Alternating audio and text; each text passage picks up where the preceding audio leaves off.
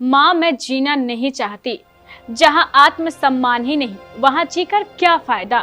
वह मुझे बहुत तंग कर रहे हैं माँ। मैंने कई बार उन्हें रोका, लेकिन वह नहीं माने। माँ, अब मैं जीना नहीं चाहती। मैं जा रही हूँ इस दुनिया को छोड़। यह उस बेटी के शब्द है जो मनचलों की सताई हुई है।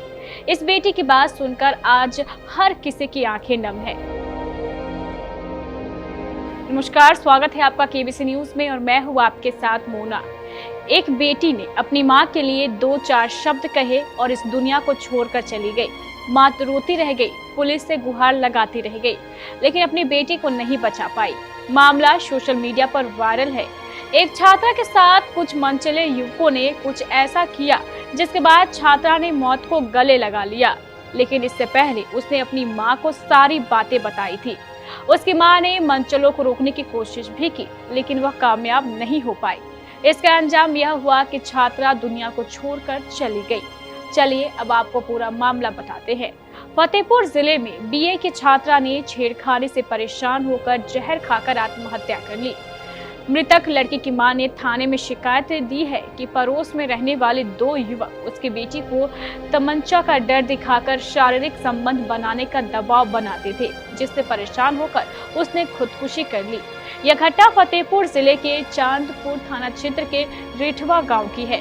लड़की के परिजनों का आरोप है कि पड़ोस में रहने वाले 2 युवक उनकी बेटी को परेशान कर रहे थे। उन्हें कई बार समझाने का प्रयास भी किया गया, लेकिन वे नहीं मानी। छात्रा अपने ननिहाल में मां और बहन के साथ रहती थी। आरोपी सौरभ सिंह और तेज बहादुर सिंह पिछले 2 साल से तमंचे के बल पर छात्रा के साथ छेड़खानी करते थे। आरोप है कि वे हमेशा शारीरिक संबंध बनाने के लिए दबाव बनाते थे। कई बार लड़की को जान से मारने की धमकी भी दे चुके थे। आरोपियों की तरफ से बार बार दी जा रही धमकी की वजह से लड़की डर गई थी। यह बात उसने अपने परिजनों को बताई। इसके बाद 13 मई को उसने जहर खाकर आत्महत्या कर ली।